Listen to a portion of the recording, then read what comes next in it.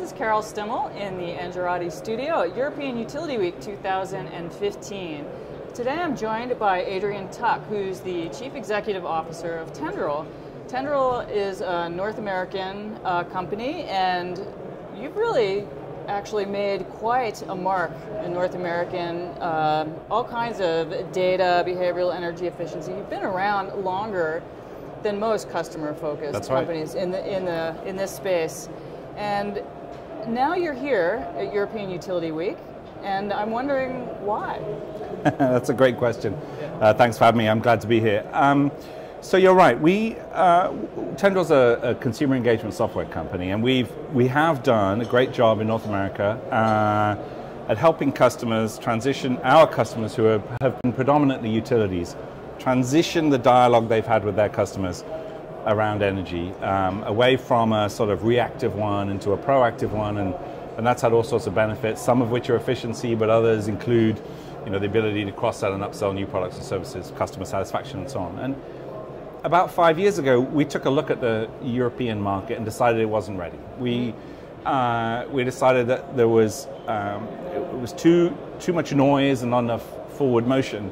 But 18 months ago, we took a second look and reassessed that, and I made a decision to carefully enter the European market, and signed a big anchor deal with Engie in order to sort of underwrite roll out into Europe, and to here now really to start to better map where the opportunities sit in Europe. And I would say we're listening more than we're talking still at this point to understand this market, or series of markets. Well, that's a very interesting observation, because Tendril's been around since 2004, yep, and jumped in both feet where nobody had ever gone before, and really did a lot of learning for a lot of other companies. And being one of the few companies that has had such longevity in a very, very difficult market, being able to listen before building expensive products and jumping in, especially in a market that seems to have such geographic influences. In North America, or the United States, we have about 4,000 utilities. Very different market here. What are the differences you're seeing, and what is as you listen, what are some of the key things you're hearing? That's a great question. I think, I have an advantage a little bit in coming into the European market, that I'm European, or at least I'm English, which some people say is not European, but and so I think I have a bit of a sensitivity around the danger of sort of parachuting in a kind of works well in America solution into this market. So firstly, as you point out, it's a hugely, you can't really think about Europe as one market. The needs of Italians differ greatly from the needs of people living in the Nordic regions and so on. So you have to have something that's flexible to the local needs of the various different geographies in Europe. That's thing one. Thing two, I think, is that some of the rules around privacy and some of the availabilities of the underlying data are not the same as they are in North America. And we've learned that our approach, which doesn't require huge amounts of smart meter technology in order to be successful, has applicability here in places where, for example, they only read the meter once a year, where we can add some real value where other approaches might not make as much sense. And so we're at the moment sort of trying to map out where there are people who have a need in a technological environment that we're able to produce a differentiated offering. Well, let's talk about this smart meter data, low smart meter data availability. I mean, we've been talking to several people throughout the show who are just now beginning their smart meter deployment. Some had been very held up in Europe because of what you mentioned, were some of the privacy concerns and what was going to be collected, how is it going to be used. How are you able to offer a customer-focused product without smart meter data? So the underlying technology in our system is a physics-based system that uses a software simulation of a home in order to predict energy consumption. And the great news about physics is that the laws of physics apply everywhere. And so as a consequence, as we watch how a home reacts to temperature, for example, we're able to predict the energy consumption of that home when in a given month it might be colder than it had been in the past, in ways that can be particularly helpful for a homeowner without necessarily needing the meter reads that sort of underlie that data. So that means two things.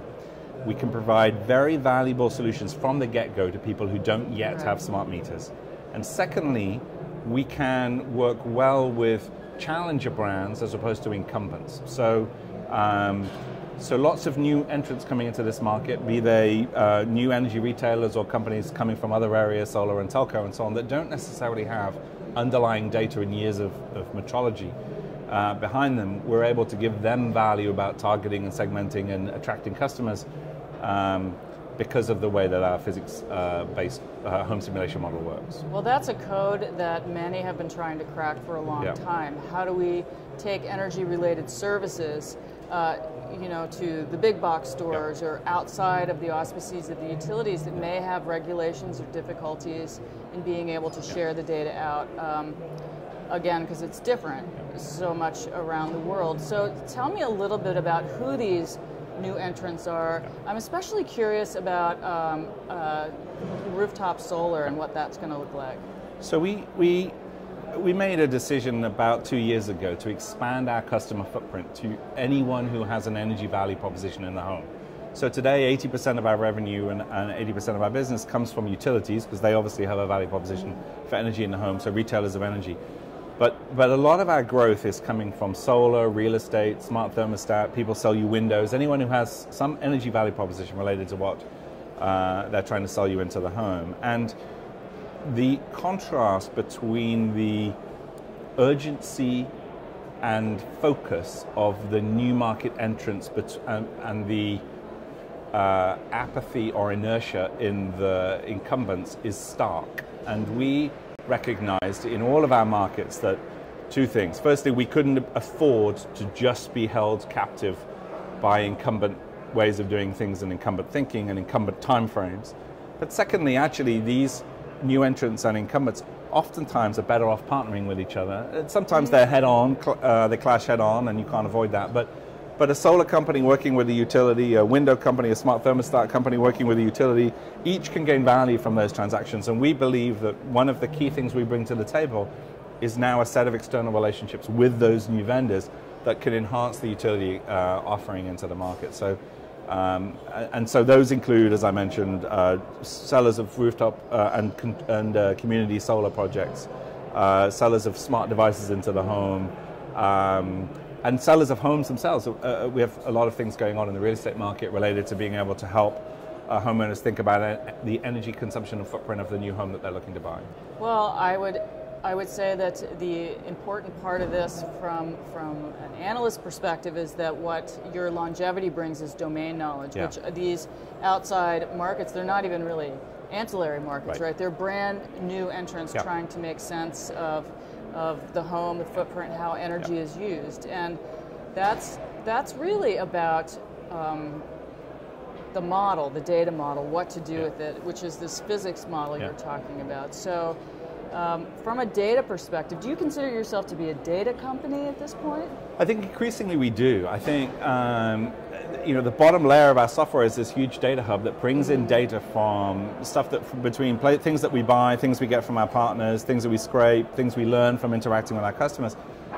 In North America, we deal with 2 terabytes of data an hour these days, and that data itself has become an incredibly powerful source of information. And we have customers today who use the data that we have and the analytics on top of it to target new products and services. So help me find homes that will buy solar in Bakersfield, California is a great example. And we know crazy things like you are more than twice as likely to buy solar if you have a dog than if you have a cat. Now, who knows why, but we've tracked that, and so in our database we know who owns what pets because we track what pet food people buy, and that informs a little bit about how we target people for solar. And so lots of what we do today relates to the sort of timely mining of that information in order to provide value for our customers. So that provides some clarity for me about your first statement about we're not sure yet what it looks like in Europe. How do we translate what we know from the North American consumer to Europe. Yeah. And if you look at things just like EVs, for example, it's very, in the United States, we like our Tesla, Yeah. but we have a different environment over here, and so it's almost a taste Yeah. thing. So if you're looking at things like dog food Yeah. and then brand of dog Yeah. food and the crazy cat owners, right? Yeah. They're aliens, Yeah. but that's a whole different set of learning. A whole different That's right. different way of looking at the model. But at essence, you're looking at, I think, at how can you use this information and data you have to provide energy-related services through lots of channels. Correct, but you make an important point, which is that the data is not useful unless there's a local partner who can help us interpret it. So, Right. so it makes no sense for me to say, because this happens in North Carolina, it's going to happen in France, for example. I don't believe it. You can't even say North Carolina to New York. Or even to South Carolina, Right. in fact, it turns out. And so our success has come with partnering with people who understand this, understand the end users in the markets that we're in. So there's a technical component of calibrating the model for the building types and weather and those kind of things, but there's this cultural piece that's every bit as important. And so the reason we don't go direct to consumer in these markets or anywhere, in fact, is because we need to partner with somebody who already has some native understanding about these Right. things. And we've experienced it with success in Australia. We're now building out our capabilities in Europe, and I'm cautious that there's a lot of learning has to go on in each of these places. So for every country we go into, first we have to get the data. That in itself is a hard task in Europe because the data model is very fragmented. The laws are different in different jurisdictions. And then we have to make sense of it, which means getting a local partner to help us figure out what we got. So tell us about the local partner. Does Tendril have boots on the ground now in Europe? We do. We've just announced our first set of hires into Europe. So we're building our office out of Rotterdam. And we'll have the first 5 people on the ground in the next couple of months. We've hired the lead in there. And we expect to be about 20 people by the end of the year, given the trajectory we can see. The core markets at the moment for us are the Benelux countries, France, Italy, UK, maybe Germany and the Nordics come in that first area. But there's a tendency, I'm still listening to my earlier point. There are a lot of people in this show who look a lot like what we do, or say they do the things that we do. And my worry is that if you were to ask those people to say, well, how many people are doing this in millions of tens of millions of homes, everybody would sit down. So I'm nervous still that this market has, with a couple of exceptions, not yet embraced these kind of technologies on a wholesale way. And we're still sort of testing and nudging the edges of what can be done. And I'm also nervous that as I look at Google's interpretation of privacy rules and their ability to use data and what utilities are interpreting as the rules of what they can do, the utilities are tying both hands behind their backs in restricting their ability to take advantage of the data that they have in the market in ways that new entrants are not. Right. Well, this is my 11th year in the energy industry, and one of the things that I've seen over and over is this age of perpetual science experiment. Yes. And that's one of the things that I've seen Tendril break through. Yeah. So it sounds like you're going to test things out here, work with your existing customers, and see what transpires over the next year. I think that's right. I mean, we've invested $150 million in this business, and that's more than I expected going in. And